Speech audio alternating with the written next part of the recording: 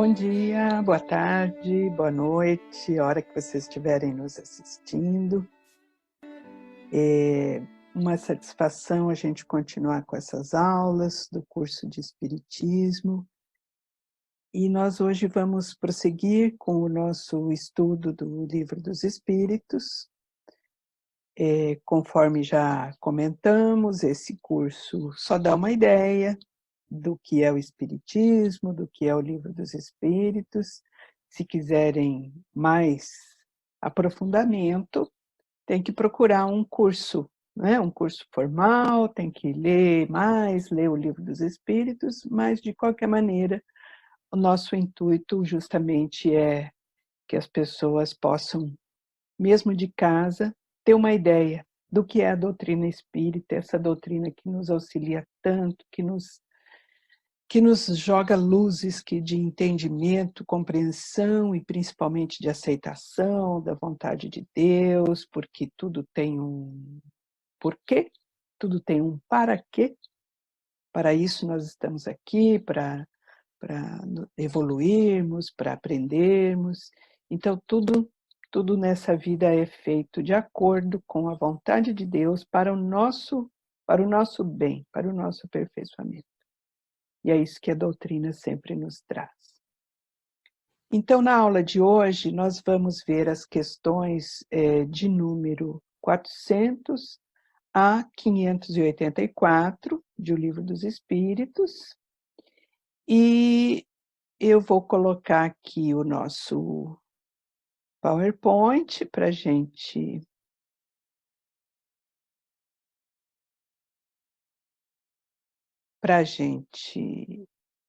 seguir no curso. E nós, então, vamos ver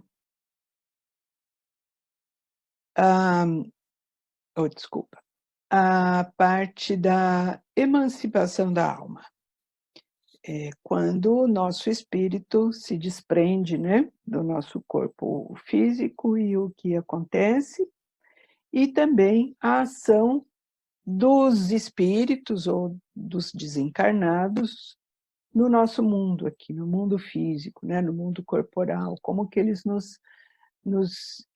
se interagem, na verdade, conosco, né, para o bem e para o mal. Então, inicialmente, a respeito do desligamento, né, do nosso perispírito, do nosso corpo físico, uma das formas é o sono, né? Enquanto nós estamos dormindo, o nosso perispírito está passeando e o nosso corpo físico descansando. Porque o nosso espírito, o nosso perispírito não tem necessidade de descanso, mas o corpo físico sim. Então, dentro da nossa doutrina, a gente aprende que, na verdade, enquanto nós estamos dormindo, existe esse desprendimento que é parcial. O nosso perispírito passeia, o nosso corpo fica, mas nós temos uma ligação. Existe um cordão, chamado cordão prateado, que liga o nosso corpo ao nosso perispírito. Inclusive, é mais ou menos o mesmo desligamento que existe na morte, só que na morte esse desligamento é permanente e durante o sono é temporário. Então, as pessoas que têm muito medo de morrer, na verdade, o nosso soninho de toda noite é uma preparação para isso. E a gente acha tão gostoso dormir, então não há por que sentir medo da morte, porque, na verdade, nós já conhecemos como é esse desprendimento, né? Só que durante o sono ele é parcial. Então, vamos ver aqui com mais detalhe. Então, como nós falamos, o espírito jamais está inativo, quem descansa é o corpo físico.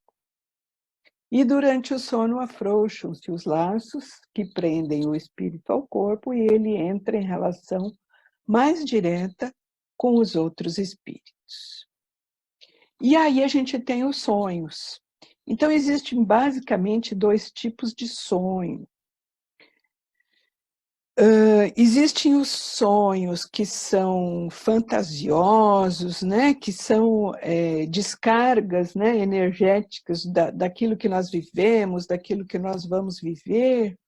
Então, é o que diz aqui, um sonho extravagante e inverossímil é muitas vezes uma recordação de lugares e coisas que vimos ou que veremos em outra existência ou ocasião. Então, é uma forma de descarregamento, né, da energia que a gente armazena durante o nosso dia. E eles são verdadeiros no sentido em que apresentam imagens que têm realidade, né, com a nossa vida, que tem algum significado. Porém, frequentemente, eles não têm nenhuma relação com aquilo que atualmente nós estamos vivendo. Mas existe um outro tipo de sonho que é muito mais real, e aí a gente consegue plenamente ter essa diferença do que é um sonho real e do que é um sonho fantasioso, né? Então, esse sonho real, muitas vezes, são encontros que nós temos com espíritos amigos, espíritos com quem nós relacionamos, espíritos de pessoas queridas, parentes que já desencarnaram, e nós acordamos com a sensação muito, muito forte de que realmente encontramos aquelas pessoas. E realmente nós encontramos. Existe essa aproximação enquanto nós estamos dormindo, e nessas reuniões muitas vezes se combinam, né, até coisas, né, projetos para a nossa vida futura, e nós acordamos com a nítida sensação de que realmente estivemos conversando com esses nossos espíritos queridos. Agora, sobre a intervenção dos espíritos no mundo corporal, né? De que forma que eles se relacionam conosco, de que forma eles nos influenciam. Então, essas questões aqui, justamente, a influência em nossos pensamentos e atos, né? De que forma que os espíritos, né, que estão no mundo espiritual, que estão desencarnados, podem influenciar nossos pensamentos, nossas ações. Então, os espíritos nos explicam que eles podem ver aquilo que fazemos, pois eles estão constantemente à nossa volta, mas eles só veem aquilo que lhes prende a atenção, aquilo que realmente eles estão focados, né? Se alguma coisa não lhes interessa, eles nem percebem, né, que aquilo está acontecendo. E agora vem uma questão, que é a questão 459 do Livro dos Espíritos, que eu confesso que quando eu li pela primeira vez a resposta dessa questão, eu fiquei muito impressionada. Allan Kardec perguntou aos espíritos se eles podem influenciar nossos pensamentos e ações. E eles dizem que influem, sim, os espíritos podem influenciar nossos pensamentos e atos, muito mais do que nós imaginamos. E frequentemente são eles que nos dirigem, né? Dirigem nossas ações e nossos pensamentos. Então, realmente, às vezes a gente pensa que nós somos senhores absolutos, né, das nossas vontades e das nossas atividades, mas, na verdade, nós estamos constantemente sofrendo a influência desses espíritos.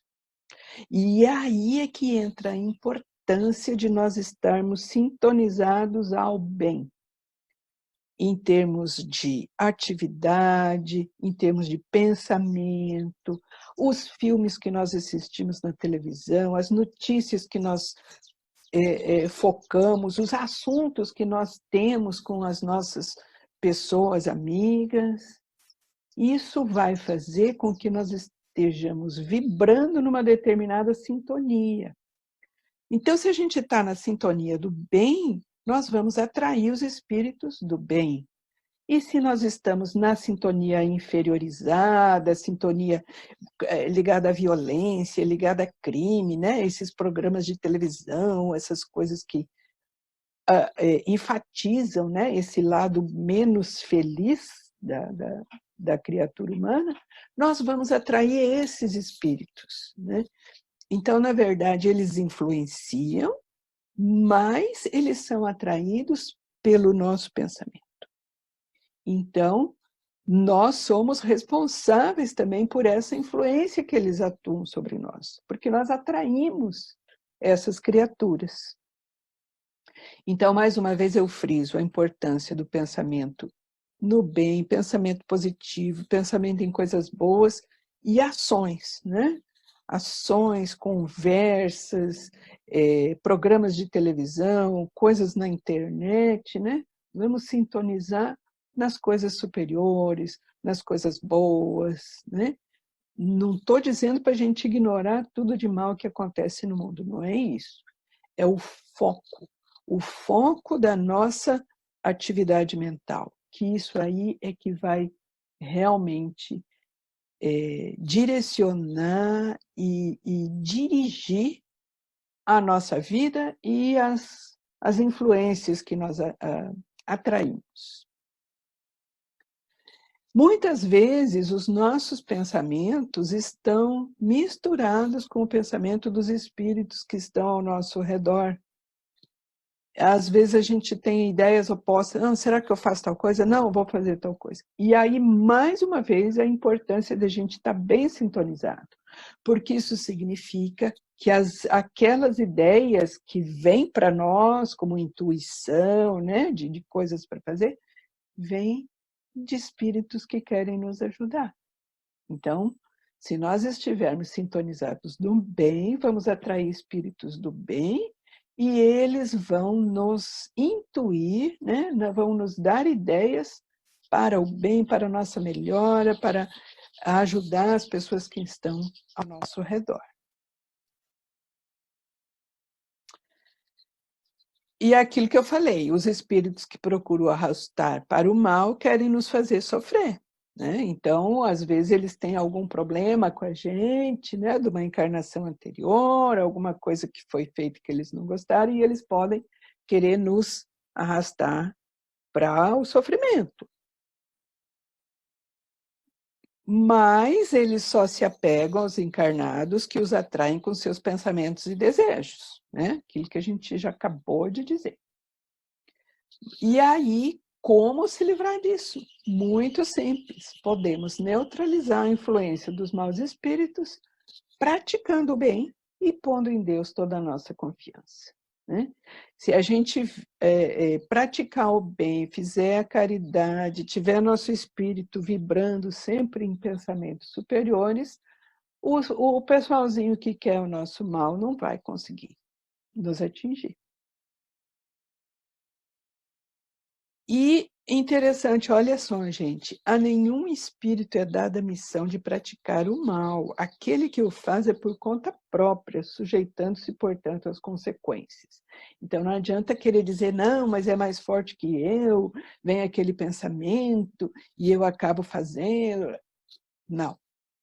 Cada um é responsável por suas atitudes, por suas atividades, por seus pensamentos, e ninguém veio com a missão de fazer o mal. E aí, como que essa influência, né, dos espíritos acontece na nossa vida? Então, os espíritos têm esse poder de atuar, né, nos acontecimentos da nossa vida, mas nunca atuam fora das leis da natureza, das leis de Deus. O que Deus quer se executa. Se houver demora na execução ou aparecerem obstáculos, é porque ele assim o quis.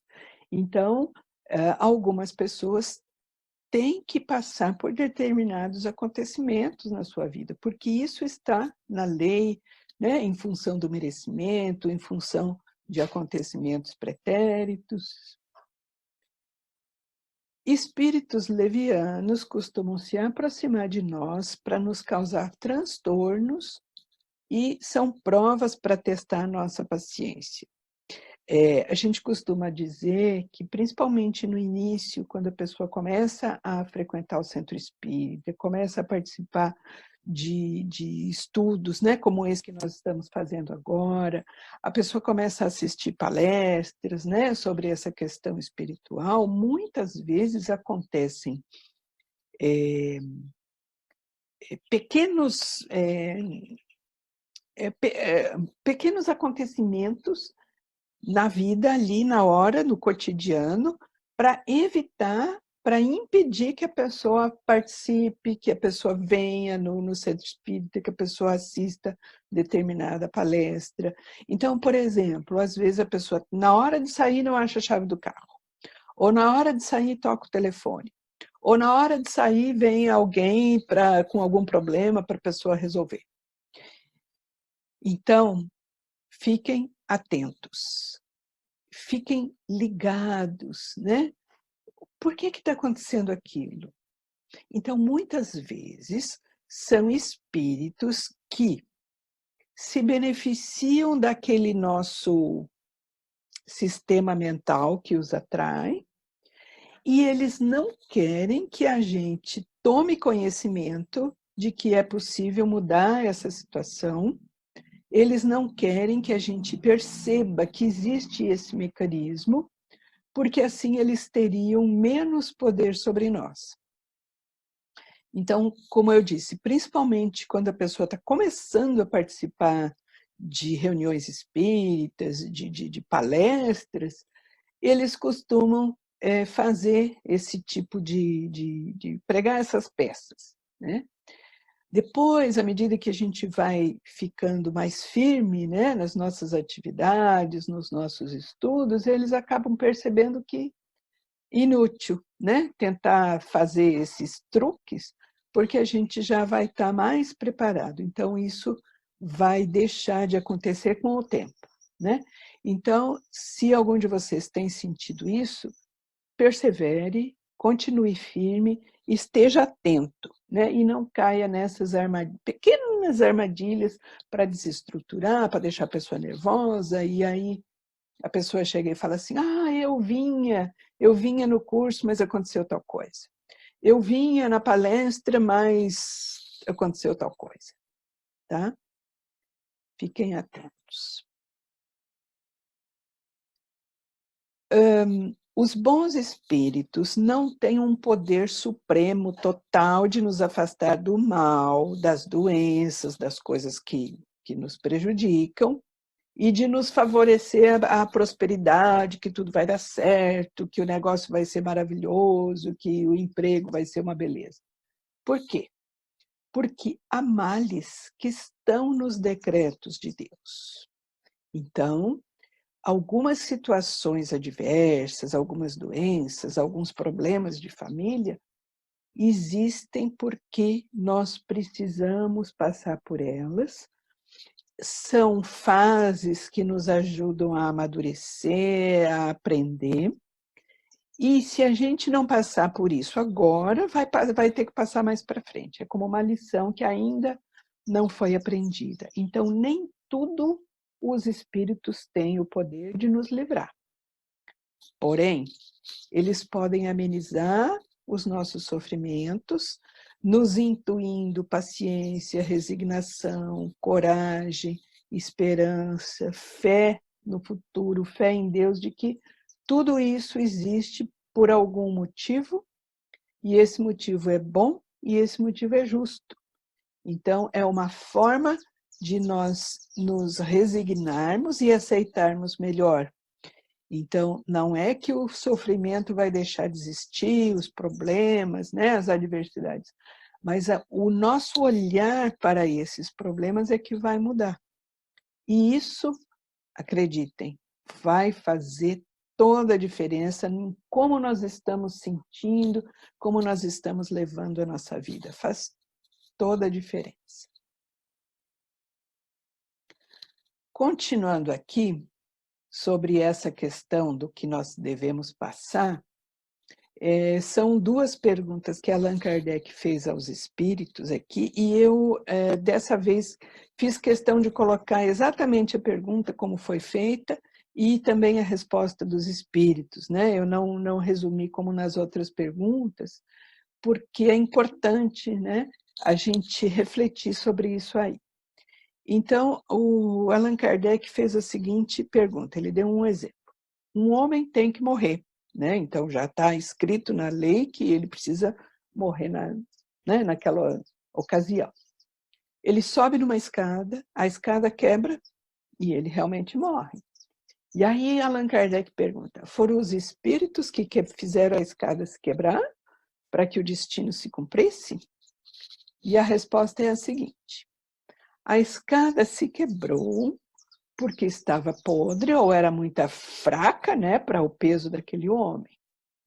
E se era destino que ele morresse assim, então foram os espíritos que lhe intuíram a ideia de subir na escada e para que então aquilo resultasse na sua morte.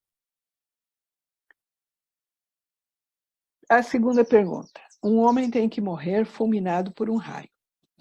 Ele se refugia debaixo de uma árvore, cai o raio e ele morre, né? E durante um temporal, ele se refugia, a gente sabe que as árvores atraem, né, os raios, e ele morre. E aí a pergunta é, foram os espíritos que provocaram o raio e que dirigiram para o homem? E a resposta é, o raio caiu sobre aquela árvore naquele momento, porque estava nas leis da natureza que aquilo acontecesse. O raio não foi encaminhado para a árvore porque o homem estava embaixo dela, mas o homem foi inspirado, foi intuído a se refugiar debaixo daquela árvore que ia receber aquele raio. A árvore não deixaria de ser atingida só porque o homem não estava lá. E aí, a continuação é sobre a influência dos espíritos na natureza, nos fenômenos naturais, né? Na chuva, na seca, nos temporais, né?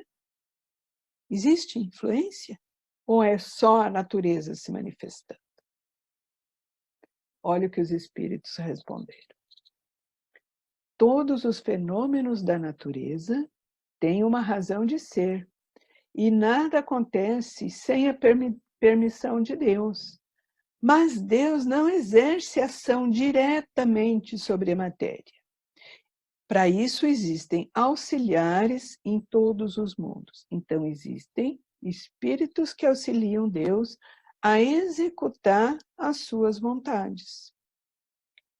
Esses espíritos presidem a esses fenômenos e os dirigem de acordo com as suas atribuições. Então, a gente sabe que os espíritos têm trabalho, né, no mundo espiritual. E alguns, então, se dedicam a esse tipo de trabalho, a dirigir os fenômenos da natureza. E no futuro, nós receberemos explicação mais aprofundada de todo esse mecanismo, né? Eles não entraram em muitos detalhes e disseram que, então, mais para frente, isso seria melhor esclarecido. Vamos aguardar. Outra influência dos espíritos na nossa vida é a famosa obsessão, né? Tão comum, tão falada no espiritismo, e em alguns casos se usa o termo possessão. Então, os espíritos explicam que o termo possessão, que essa palavra não está bem empregada. Por quê? Porque não existe exatamente a posse de um espírito pelo outro.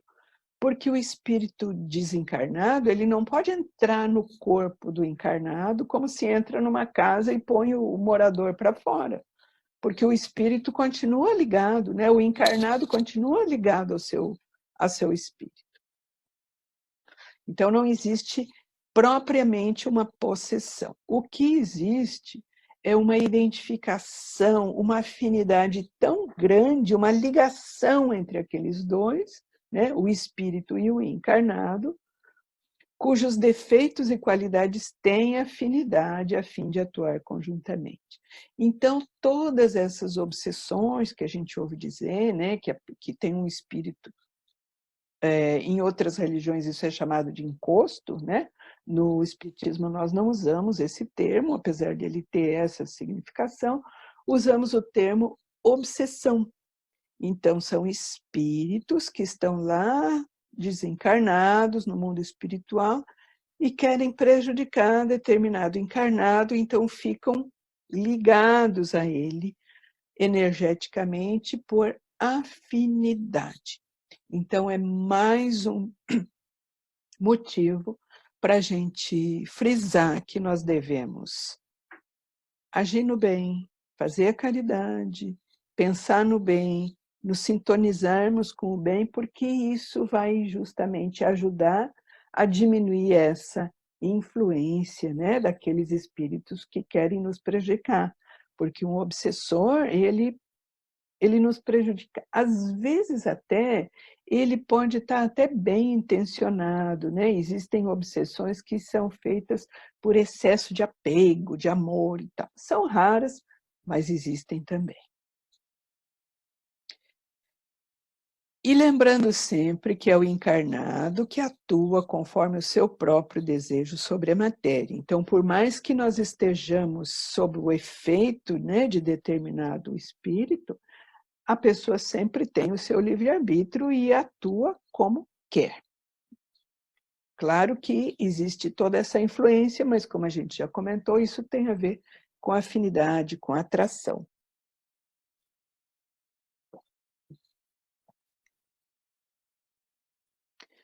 A dominação do encarnado por outro espírito não se efetua nunca sem que o encarnado consinta, por sua fraqueza ou desejo, né? Então, nós já comentamos isso. Sempre é uma questão de afinidade. Então, nesse exemplo aqui que a gente colocou, a menina está bebendo e tem um desencarnado influenciando para que ela beba mais, né? Então, é aquela hora que ela fala assim, não, vou parar de beber, e aí o desencarnado fala, não, bebe mais um pouquinho, né? Pega mais um copinho e tal. Mas lembrando sempre que a pessoa está ali porque ela quer. E como se livrar disso?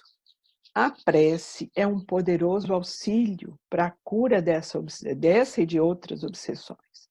Mas é indispensável que o obsedado faça a sua parte, aquilo que for necessário para destruir em si mesmo a causa daquela atração.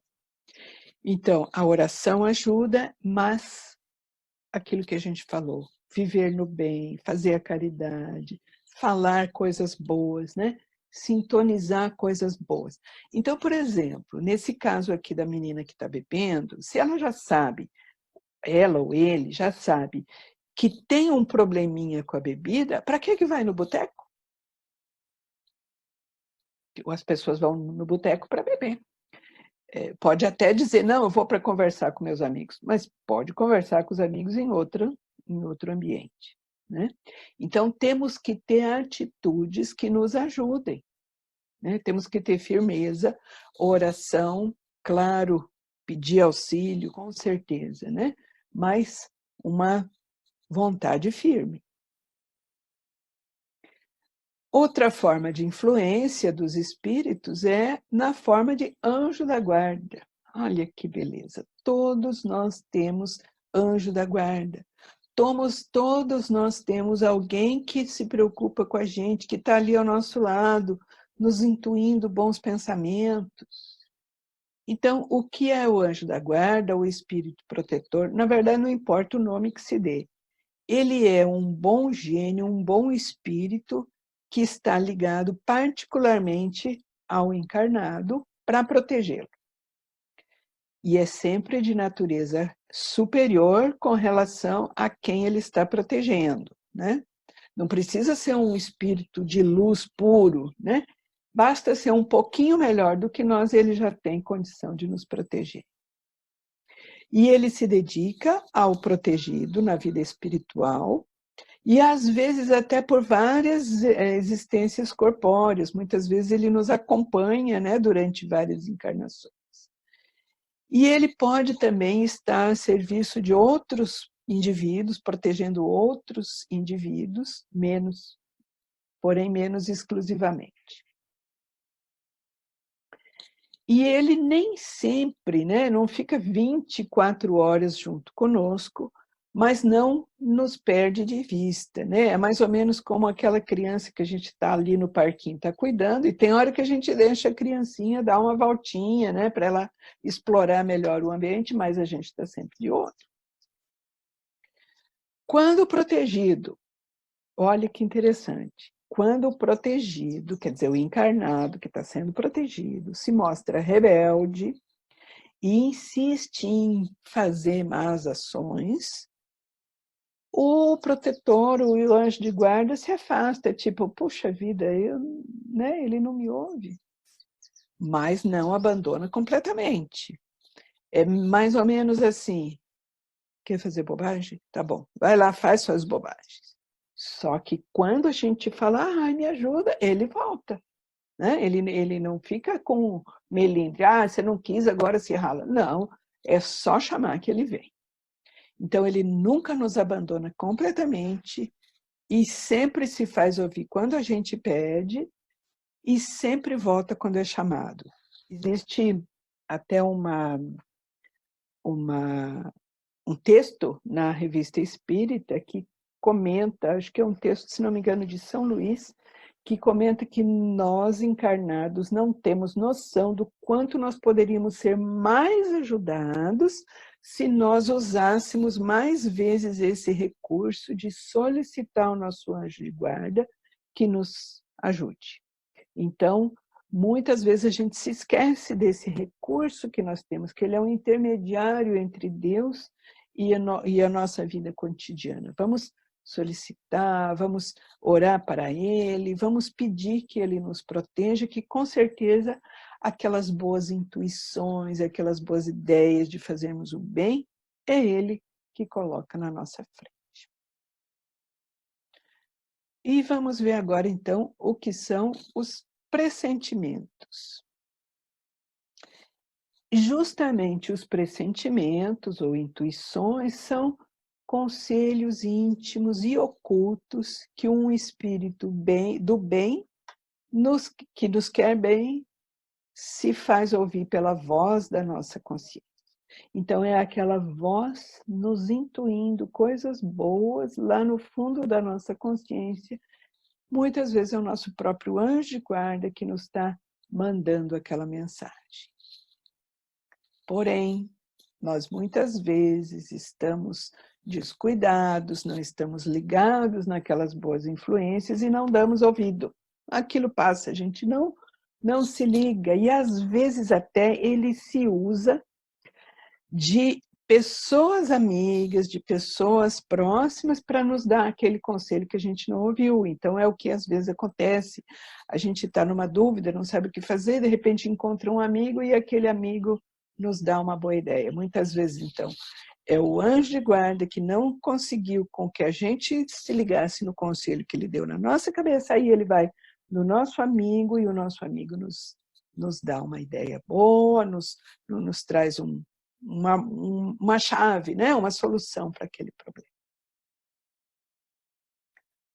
Ocupações e missões dos espíritos. Então, a gente lembra sempre que os espíritos não descansam, quanto mais evoluídos, quanto mais puros, mais eles trabalham.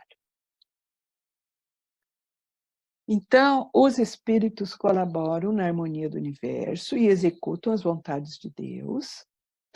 E a vida espírita tem ocupação contínua.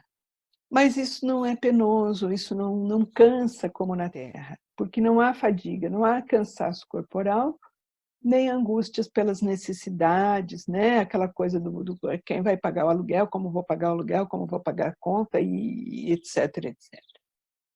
O trabalho é feito prazerosamente. As ocupações são prazerosas, pela consciência que o espírito tem de ser útil. Então, o trabalho dos espíritos é nos ajudar. Mesmo os espíritos inferiores e imperfeitos têm deveres a cumprir dentro da programação de Deus. Para se aperfeiçoarem, todos têm que percorrer os diferentes graus da escala espírita, né? Aquela escala dos espíritos imperfeitos, né? Aquela escala que a gente já viu, né? Até chegar nos espíritos puros. Então, para nós chegarmos lá, temos que trabalhar. E os espíritos também trabalham. E é uma forma deles também irem progredindo. Então, Deus, que é justo, não poderia ter dado a uns, quer dizer, a algumas pessoas ou alguns espíritos, o conhecimento, sabe tudo e já é puro, sem trabalhar nada, e a outros que só adquirissem esse conhecimento e essa pureza depois de trabalhar muito. Então, não haveria justiça se fosse dessa maneira. Por isso que todos trabalham, todos os espíritos trabalham. A gente acabou de falar do nosso anjo de guarda, é o trabalho dele. Há espíritos, apesar disso, há espíritos que teimam em se conservar ociosos, né? Chega no mundo espiritual, depois de desencarnado, e fica por lá. Não quer saber de nada, não quer se engajar em nenhuma atividade produtiva, mas esse estado é temporário e, com o tempo, ele vai perceber a necessidade de trabalho. Cedo ou tarde, sentirá o desejo de progredir e realizar atividades para se sentir feliz, sendo útil. Os espíritos vulgares, né, aqueles menos evoluídos, costumam se intrometer em nossos prazeres e ocupação. Eles nos rodeiam constantemente e, com frequência, tomam parte ativa naquilo que nós fazemos. E aí, mais uma vez, a importância da gente manter o nosso padrão de pensamento, de atividade mais alto. Nós, encarnados, também temos missões, também temos atividades, deveres a cumprir perante Deus. Cada um no mundo tem a sua missão, porque todos podem ter alguma utilidade. A missão. E aí, a gente colocou aqui assim, esse desenho que mostra várias profissões. Então, nenhuma profissão é melhor que a outra. Por quê? Porque todos dependem de todos. Por exemplo, um pedreiro e um médico. Qual que é o mais importante? Os dois são importantes, porque se o pedreiro não existisse, não existiria o hospital para que o médico fizesse a sua cirurgia. Então, as atividades são complementares. Quem que é o mais importante? É o padeiro ou é a professora? Os dois são importantes, porque se não existisse o padeiro para fornecer o pão, né, todo dia para as crianças irem para a escola estudar, como é que poderia, né, acontecer? Então, são complementos. Então, a missão daquele que cultiva a terra é tão nobre quanto aquele que governa ou aquele que instrui, né, o professor, porque tudo se relaciona na natureza. Estamos em sociedade. Depois, mais para frente, quando a gente for ver a lei de sociedade, a gente vai ver que nós justamente estamos em sociedade para evoluirmos e para aprendermos uns com os outros. Algumas pessoas